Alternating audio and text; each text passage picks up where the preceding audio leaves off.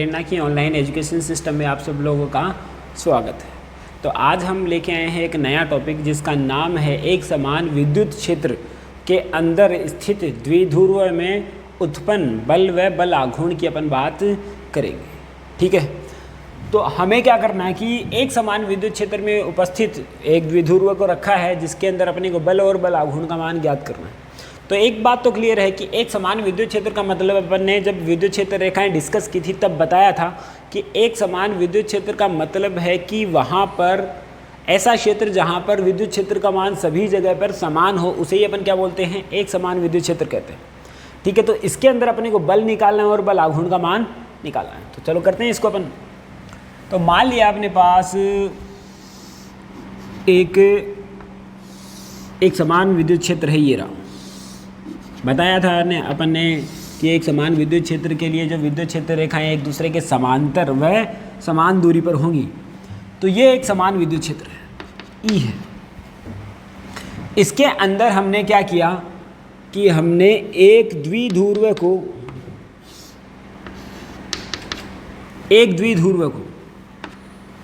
ठीक है थीटा कोण पर रख दिया अपन ने, थीटा कोण पर इसको रख दिया है, थीटा कोण। और ये अपन ने ले लिया ए और ये ले लिया बी। तो हम जानते हैं कि यहाँ पे जो आवेश है वो तो माइनस क्यू है और यहाँ पे क्या है, प्लस क्यू आवेश है। तो एक चीज़ है, अपने को पता है कि विद्युत क्षेत्र रेखाएं इस दिशा से इधर जा रही हैं, तो इसका मतलब क्या है, इस साइड में तो क्या है, कोई धनात्मक आवेश है जिसकी वजह से ऐसा हो रहा है, जबकि इस साइड में क्या है, कोई ऋणात्मक आवेश है कि ऋणात्मक की ओर जाएंगी ये या फिर अनंत की ओर जाएंगी। तो यहाँ पे देखो, यहाँ पे ऋणात्मक आवेश है और यहाँ पे धनात्मक है। इसका मतलब क्या हुआ कि ये जो बल लगेगा इसके ऊपर, धनात्मक इस ऋणात्मक को आकर्षित करेगा, यानी कि इस साइड में एक बल लगेगा, ये लगेगा QE, इस दिशा में है QE। ठीक है, माइनस QE भी बोल सकते हैं इसको, लेकिन दिशा अपन ने दर्शा दी तो माइनस लगाने की जरूरत नहीं है। ऐसे ही ये धनात्मक इस धनात्मक को क्या करेगा, प्रतिकर्षित करेगा, और यहाँ पे ये लगेगा इस साइड में, तो ये बल लगेगा QE इस दिशा में। ठीक है बात। तो अब देखो बीच की दूरी कितनी है, 2a। तो अब मैं कहने का मतलब क्या है कि अगर ये कोई इस प्रकार से रखा हुआ है आवेश, तो एक तो इसको इधर खींचता है और एक इस साइड को इधर खींचता है, तो अपने को पता है कि इसके अंदर आघूर्ण उत्पन्न हो जाएगा, क्योंकि अपनी ही जगह पे ये क्या करेगा, रोटेट, ऐसे रोटेट करेगा। क्या करेगा, इस प्रकार से रोटेट। जबकि मैं बल की बात करूं तो इसके ऊपर जो बल लगने वाला है, कुल बल है, वो FE यानी कि QE माइनस का QE है, यानी कि 0 है, क्योंकि जितना QE इधर लग रहा है उतना ही QE इधर लग रहा है। तो यानी कि बल तो कितना आ गया, 0। यानी कि बल 0 होने का मतलब क्या हुआ, ये जो अपने पास में द्विध्रुव है वो स्थानांतरीय गति नहीं करेगा, यानी कि ना तो ऐसे गति कर सकता ना ऐसे गति कर सकता, बस वो घूर्णन गति जरूर कर सकता है। बल 0 होने का मतलब क्या हुआ, वो स्थानांतरीय गति नहीं करेगा, जबकि बल आघूर्ण 0 हो जाए तो वो घूर्णन गति नहीं करेगा। इसका मतलब यही है, यानी कि यहाँ पे अपन ने ये देखा कि बल तो 0 है लेकिन कार्य रेखा भिन्न है। ये बल इस पॉइंट के ऊपर लग रहा है जबकि ये बल इस पॉइंट के ऊपर लग रहा है। इसका मतलब क्या हुआ कि यहाँ पर बल आघूर्ण उत्पन्न होगा। क्या होगा, बल आघूर्ण उत्पन्न होगा और ये कोशिश करेगा कि ये ऐसे आ जाए अंत में, तो यानी कि बल आघूर्ण उत्पन्न होगा, तो उस बल आघूर्ण का मान अपने को निकालना है। तो बल आघूर्ण की अपन बात करते हैं। ये तो क्या हुआ, इसके बारे में अपन लिख सकते हैं कि यहाँ पर जो द्विध्रुव पर जो लगने वाला कुल बल 0 है, इसलिए द्विध्रुव क्या होता है, साम्यावस्था में रहता है, अर्थात वह स्थानांतरीय गति नहीं करता है। जबकि ये जो बल लग रहे हैं दोनों अलग अलग बिंदुओं पर लग रहे हैं, इसका मतलब उनकी कार्य रेखा भिन्न है। कार्य रेखा क्या है, भिन्न है, जिसकी वजह से क्या होता है, अपने पास में ये घूर्णन गति करने लग जाते हैं। ठीक है, तो उसी घूर्णन गति के कारण उत्पन्न बल आघूर्ण का मान ज्ञात करना है। तो हमें क्या ज्ञात करना है, बल आघूर्ण ज्ञात करना है। तो बल आघूर्ण होता है बल गुणा लंबवत दूरी, बल गुणा लंबवत दूरी। तो बल की अपन बात करते हैं, तो बल आघूर्ण को अपन ने दर्शाया टो से। तो बल का मान कितना है, QE, बल का मान कितना है, QE। तो ये आया QE गुणा लंबवत दूरी। ये अपन A लेते हैं, ये B लेते हैं, ये पॉइंट C ले रहे हैं, तो लंबवत दूरी तो यही है ना, यानी कि लंबवत दूरी को लिख दिया अपन ने BC। क्लियर बात। तो अब मुझे बी सी का मान निकालना है, तो ये अपन निकालेंगे बी सी का मान त्रिभुज ए बी सी में, त्रिभुज ए बी सी में। तो अगर मैं बात करता हूँ साइन थीटा, तो साइन थीटा तो क्या होगा, लंब बटे कर्ण, लंब बटे लंब, तो ये रहा बी सी और ये रहा कर्ण, क्योंकि अपने को पास में क्या आना चाहिए, बी सी आना चाहिए, जिसकी वैल्यू तो अपने को किसकी निकालनी है, बी सी की तो निकालनी है। तो यहाँ पे मैं क्या कर रहा हूँ, बी सी की वैल्यू निकालता हूँ, तो क्या करूँगा, साइन थीटा बराबर कितना आएगा, बी सी बट्टे 2a, बी सी बट्टे 2a, तो बी सी बराबर कितना आया, 2a साइन थीटा। ठीक है, ये जो 2a साइन थीटा का मान, बी सी का मान कहाँ रखूँगा, यहाँ पर। समीकरण नंबर 1 ले लिया, समीकरण नंबर 1 के अंदर मैं क्या करूँगा, इसका मान रख दूंगा। तो यहाँ पे अपन मान रखते हैं, तो टो बराबर क्या आएगा, क्यू ई का जो मान आया, ये आया क्यू ई गुणा बी सी का मान रखता हूँ, कितना आया, 2a sine theta, 2a sine theta. तो 2a साइन थीटा अपने पास में वैल्यू आ गई है। अब मैं निकालूंगा इसका मान q गुणा 2a, q गुणा 2a। तो q गुणा 2a तो कितना होता है, p, यानी कि यहाँ पे मैं लिखता हूँ तो टो बराबर कितना आएगा, पी ई साइन थीटा। अगर टो को मैं सदिश रूप में लिखूँ तो कितना आएगा, p क्रॉस ई भी अपन लिख सकते हैं, या फिर एन कैप लगाएं तो भी अपन ऐसा कर सकते हैं। तो p क्रॉस ई बन जाता है, ये क्या बन जाता है, सदिशों का सदिश गुणनफल, यानी कि टो का जो मान आया, जो बल आघूर्ण का मान जो अपने को निकालना था, याद रखेंगे कितना है, पी ई साइन थीटा या फिर p क्रॉस ई आता है। अब इसकी कंडीशंस करते हैं, केस फर्स्ट, जब थीटा का मान 0 हो, थीटा का मान कितना हो, 0 हो। 0 का मतलब क्या हुआ, ये भी इस दिशा में है, यानी कि ये क्या हो, ऐसे हो। तो हम देख रहे हैं कि ये थीटा का मान 0 है, तो इसका मतलब क्या हुआ, ये इधर लग रहा है, ये इधर लगेगा, ये द्विध्रुव पर बल। तो यानी कि इस कंडीशन में क्या होगा, बल भी 0 होगा और बल आघूर्ण भी 0 होगा, यानी कि ये जो स्थिति होगी तो टो बराबर, तो बल आघूर्ण कितना हो जाएगा, 0। तुम खुद देखो, अगर ये इस प्रकार से रखा हुआ है तो ये क्या घूर्णन करेगा, अब बिल्कुल नहीं करेगा, पॉसिबल ही नहीं है, क्योंकि जितना बल इस साइड में लग रहा है उतना बल इस साइड में लग रहा है। बल आघूर्ण लगने के लिए या तो इधर बल लगे या फिर इधर बल लगना चाहिए, तभी हो सकता है, लेकिन इधर बल नहीं लग रहा है, विद्युत क्षेत्र के कारण तो बल इस साइड में लग रहा है और इस साइड में लग रहा है, यानी कि यहाँ पे बल आघूर्ण कितना, 0 है। और ये जो स्थिति है, ये स्थिति जो क्या है, सर्वाधिक स्थायी स्थिति है, सर्वाधिक स्थायी है, ठीक है, स्टेबल रहेगा, सबसे स्थायी का मतलब एक जगह रहेगा ये। सेकेंड पॉइंट है अपने पास में, केस सेकेंड की बात कर रहे हैं अपन।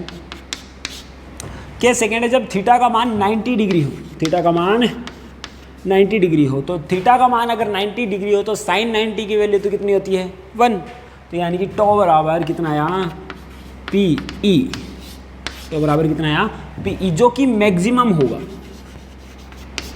जो कि कितना होगा, मैक्सिमम। मैक्सिमम का मतलब क्या हुआ कि ये जो अगर अपने पास में ये जो द्विध्रुव है, ये द्विध्रुव कहाँ कैसे रखा हो, ऐसे इस दिशा में, तो हम जानते हैं कि इस दिशा में रहेगा तो क्या होगा, आघूर्ण सबसे ज़्यादा उत्पन्न होगा, सबसे ज़्यादा बल लगेगा इस तरीके से, यानी कि आघूर्ण क्या आएगा, मैक्सिमम। अब बात करते हैं केस 3 की। केस 3 की मैं बात करता हूँ जब थीटा का मान 180 डिग्री हो, थीटा कितना हो, 180 डिग्री, यानी कि ये जो अपने पास में Q है वो इधर आ जाए, प्लस का Q इधर आ जाए और माइनस का Q इधर, माइनस Q इधर। तो अब तुम देखोगे कि यहाँ पे ये इधर बल लगेगा और ये बल लगेगा इधर, तो यानी कि दोनों ही अपनी पोजीशन के विपरीत आ गए हैं, यानी कि क्या होगा, इस कंडीशन के अंदर द्विध्रुव सर्वाधिक अस्थायी रहेगा। क्या रहेगा, सर्वाधिक अस्थायी, यानी कि टो बराबर कितना आएगा, माइनस का पी ई आएगा, क्योंकि कॉस है जो कितना आएगा, 0 आएगा, 0 आएगा। टो बराबर कितना आएगा, 0, क्योंकि साइन 0 की वैल्यू कितनी होती है, 0, साइन 180 की वैल्यू होती है 0, यानी कि यहाँ पे टो बराबर 0 आया, परंतु फिर भी यह क्या रहेगा, सर्वाधिक अस्थायी। क्लियर बात। चलो ये अपन ने देख लिया, टो बराबर पी ई साइन थीटा, बल आघूर्ण अपन ने निकाला। अब इसके कुछ न्यूमेरिकल्स अपन देखते हैं, तो कुछ न्यूमेरिकल अपन कर लेते हैं इसके। तो न्यूमेरिकल नंबर 1 की बात कर रहे हैं, ठीक है। तो अपने पास में 2 आवेश हैं जिसका मान है प्लस माइनस का 1000 माइक्रो कूलम, और उसको विद्युत क्षेत्र E बराबर, ये विद्युत क्षेत्र है E, विद्युत क्षेत्र है E, और यहाँ पे एक द्विध्रुव रख दिया इसे थीटा बराबर 30 डिग्री पर, ठीक है। ये माइनस क्यू है और ये प्लस क्यू है, और क्यू का जो मान दे रखा है कितना है, प्लस माइनस का 1000 माइक्रो कूलम, यानी कि माइनस क्यू का मान क्या है, माइनस का 1000 माइक्रो कूलम और प्लस का 1000 माइक्रो कूलम। और जो बीच की जो दूरी है 2a का जो मान है, ये जो दूरी है कितनी है, 2 mm है। तो ऐसे रखा हुआ है, तो इसके ऊपर जो द्विध्रुव घूर्ण का मान ज्ञात करना है, यानी कि टो का मान अपने को ज्ञात करना है। तो करते हैं इसका सॉल्यूशन अपन करेंगे। तो सबसे पहले दिया हुआ अपन देखते हैं।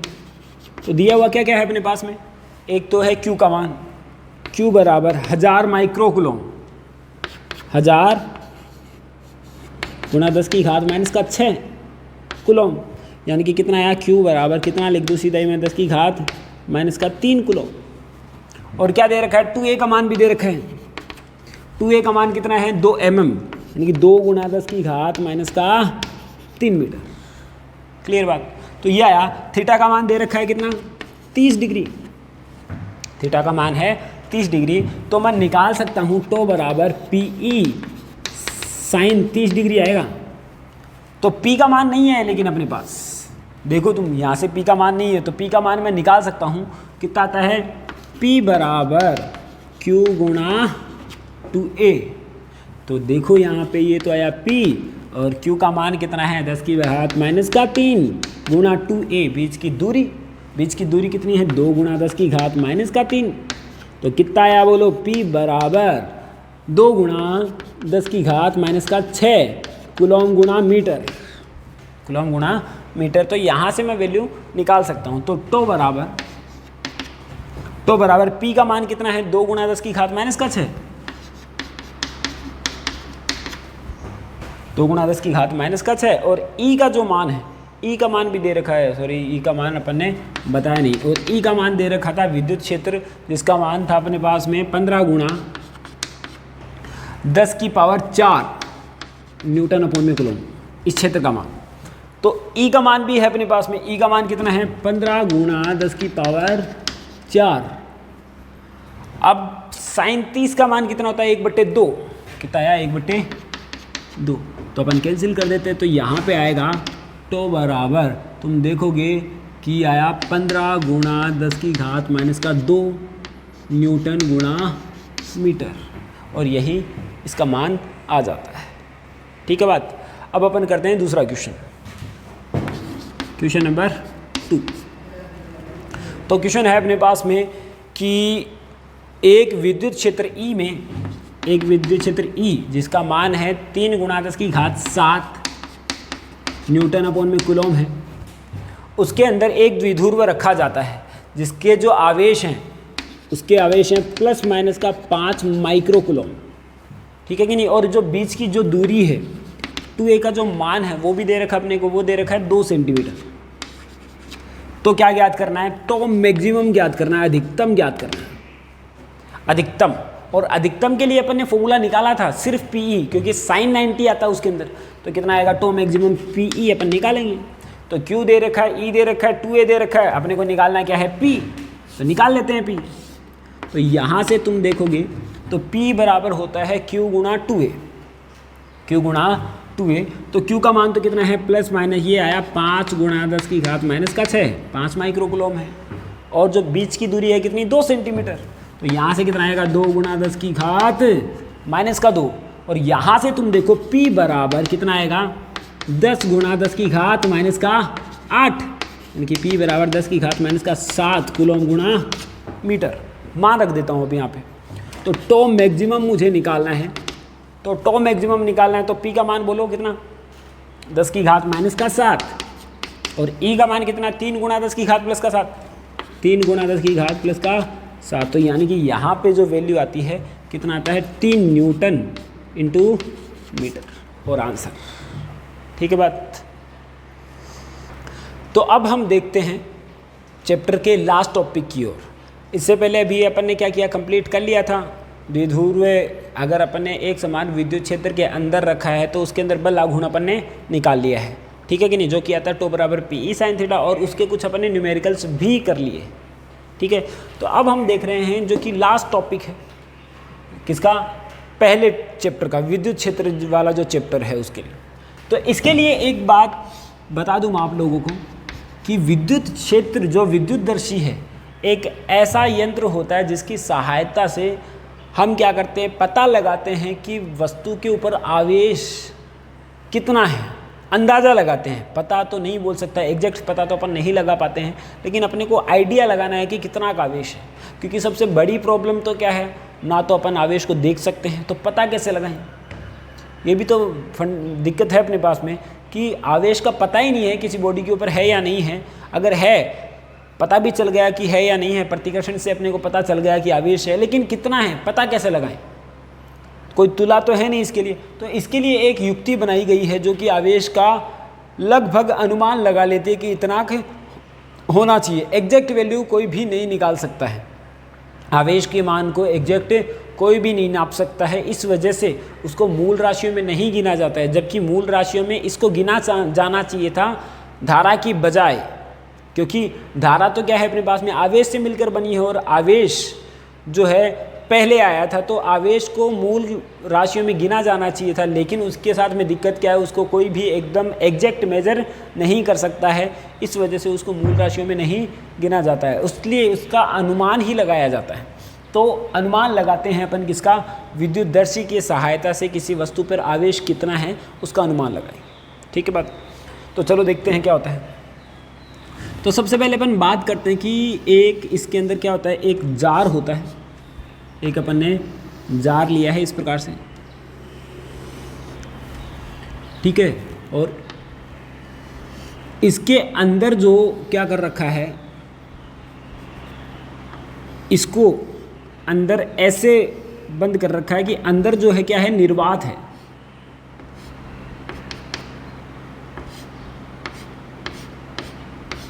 अंदर क्या है, निर्वात इसके अंदर, क्योंकि अब जो अपने पास में बल का फॉर्मूला आता है वो निर्वात के लिए अंदर ही निकाला था अपन ने, K Q1 Q2/R, इसको ये निर्वात है। ये मतलब यहाँ पे अपन ने क्या किया, यहाँ पे एक रॉड डाल दी अपन ने अंदर से, ठीक है, और यहाँ से इसको चिपका दिया है ताकि अंदर जो है निर्वात ही रहे।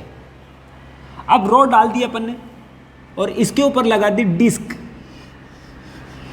एक प्लेट सी लगा दी, जिसको बोलते हैं डिस्क, प्लेट लगा दी ऊपर ऐसे। अब ये डिस्क लगा दी, अब हमें क्या करना है, और यहाँ पे दो टांग दी है पत्तियाँ, ब्लेड्स, ठीक है कि नहीं, यहाँ पे दो ब्लेड्स हैं, दो ब्लेड्स हैं, है ना, ऊपर नीचे। क्या है, कैसे टांगा है, जैसे कि अपने पास में रोड है और रोड के आगे ऐसे कील है, और दो ब्लेड ले ली, सोने की ब्लेड, ठीक है कि नहीं। अपने पास में जो जिलेट वाली ब्लेड आती है, वैसे ही मान लिया कि अपने पास में सोने की ब्लेड बना ली, तो उनसे भी पतली बना ली, उनको टांग दिया अपने आप, आसानी से वो हिल सकती हैं, ऐसे हिलाऊंगा तो वो आसानी से हिल सकती हैं। इमेजिन कर लो कि अपन ने जो वो ब्लेड डाली है, वो लोहे वाली ब्लेड डाली है, वैसी ही ब्लेड डाली है अपन ने सोने की, तो अपन जैसे भी रोड उस कील को हिलाएंगे तो वो हिलेंगी अपने आप, आसानी से हिल सकती है। क्लियर बात। तो अब क्या किया जाता है, अभी तो ये ऐसे कैसे ही, अब हमें कोई वस्तु है, ये एक वस्तु है, इसके ऊपर कोई आवेश है, धनात्मक मान लो ऋणात्मक मान लो, अपने को ये पता नहीं है, आवेश है, धनात्मक है या ऋणात्मक है ये तो बाद की बात है, अपने को पता क्या करना है, ये तो अलग तरीके से पता करते हैं धनात्मक है या ऋणात्मक है। अभी तो क्या पता करना है, अपने को इसका परिमाण पता करना है, ठीक है बात। तो क्या किया जाता है, इसको इससे टच किया जाता है, इसको इससे टच किया जाता है, तो ये क्यू आवेश है। तो क्यू आवेश मान लिया अपने पास में, तो ये जो आवेश है ये टच करने से क्या होगा, इस धातु से फ्लो होता हुआ कहाँ तक जाएगा, इन पत्तियों तक जाएगा, पत्तियों तक जाएगा।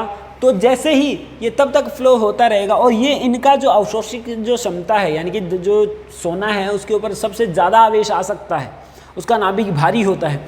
तो यहाँ पे क्या होता है कि ये जो पत्तियाँ हैं, ब्लेड्स जो हैं अपने पास में, ये आवेश को ग्रहण करती हैं, और ग्रहण करके जितना आवेश इस पत्ती पर आएगा, ब्लेड पे आएगा, उतना ही आवेश उस ब्लेड पे भी आएगा। तो दोनों ब्लेडों पे जैसे ही समान आवेश आएगा तो वो क्या करेंगे, एक दूसरे को प्रतिकर्षित इस प्रकार से हो जाएंगे।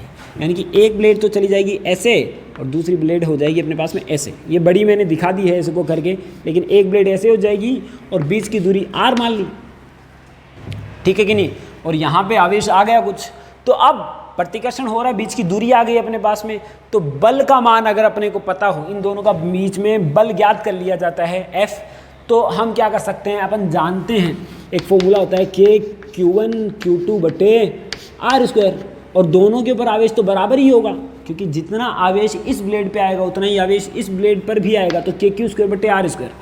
F का मान मशीन द्वारा प्राप्त किया जाता है, और F K का मान पता है अपने को, R का मान पता है, और इसकी सहायता से अपन क्या लगाते हैं, Q का अंदाज़ा लगा देते हैं कि Q इतना आएगा, क्योंकि ये वैल्यू पता है और ये भी पता है और ये वैल्यू भी अपने को पता है, तो Q का मान अपन आसानी से निकाल सकते हैं, ठीक है कि नहीं। इस प्रकार से ऐसा किया जाता है। तो यहाँ पे अपन ने देखा कि ये अपन ने Q की वैल्यू निकाल ली, Q की वैल्यू निकाल ली है इसकी सहायता से। तो यानी कि इसका मतलब क्या हुआ कि जो विद्युतदर्शी है, इलेक्ट्रोदर्शी भी इसको बोला जाता है, जिसकी सहायता से अपन क्या करते हैं, Q का मान ज्ञात करते हैं, यानी उसका अंदाज़ा लगाते हैं। अब मेन दिक्कत कहाँ आती है इसकी, देखो मेन दिक्कत कहाँ आती है, क्योंकि अपन ने जो आवेश दिया है, तो ऐसा तो है नहीं कि सारा का सारा आवेश यहाँ ही आ जाएगा। मान लिया कि ये ज़्यादा ग्रहण करने की इसकी क्षमता है, लेकिन कुछ आवेश तो यहाँ पे भी रहेगा, कुछ आवेश तो इसके ऊपर भी रुकेगा। सारा का सारा आवेश स्थानांतरित हो सकता है क्या, नहीं हो सकता, क्योंकि अपन ने पढ़ा था पहले, आवेश आधा आधा तो स्थानांतरित आसानी से हो सकता है, लेकिन सारा का सारा थोड़ी निकल सकता है। यानी कि कुछ आवेश यहाँ पे भी रुक जाता है, कुछ आवेश यहाँ पे भी आ जाता है, ठीक है कि नहीं, और अधिकांश आवेश यहाँ आ जाता है। तो इसीलिए हम क्या बोलते हैं, इसका सिर्फ अंदाज़ा लग पाता है, इसका क्या लग पाता है, सिर्फ अंदाज़ा लग पाता है कि ये हो रहा है। क्लियर बात, यानी कि इसका अपन ने अंदाज़ा लगा लिया। अब बात करते हैं अपने पास में, अगर ये जो ब्लेड्स हैं, ये जो अपने पास में दोनों ब्लेड हैं, ये पहले से ही दूर दूर हैं, उनके ऊपर मान लिया कि ऋणात्मक आवेश है, मान लिया पहले से ही दूर दूर हैं, ऐसे ये दोनों ब्लेड हैं। अब मैं क्या करता हूँ, इस रोड को टच करता हूँ वापस, अगर ये प्लेट पास में आई है तो मान लिया इन दोनों ब्लेड के ऊपर पहले से ही ऋणात्मक आवेश है, ये दोनों ब्लेड है इस प्रकार से। अगर इसके ऊपर ऋणात्मक आवेश है, अगर मैं दूसरी छड़ इसके टच करता हूँ इसकी डिस्क से, तो क्या होगा, या तो वो दूर जाती है, इसका मतलब क्या हुआ, ये जो डिस्क है इसके ऊपर क्या है, धनात्मक आवेश है, ऋणात्मक आवेश से सॉरी, क्योंकि ऋणात्मक और ऋणात्मक बढ़ जाएगा, यानी कि प्रतिकर्षण और ज़्यादा बढ़ जाएगा। जबकि अगर यहाँ पे धनात्मक टच करूँगा तो ये क्या देंगी, पास में आएंगी, क्या होगा, पास में आ जाएंगी। यानी कि यहाँ से अपने को क्लियर हो गया कि अपने अंदाज़ा लगा लिया कि इस प्रकार से होता। तो इस प्रकार से क्या किया जाता है, विद्युतदर्शी की सहायता से क्या किया जाता है, आवेश का संसूचन किया जाता है, या फिर आवेश का पता लगाया जाता है, या फिर अनुमान लगाया जाता है। यही अपन को पढ़ना था, और इसी के साथ में जो अपना चैप्टर है वो कंप्लीट हो जाता है।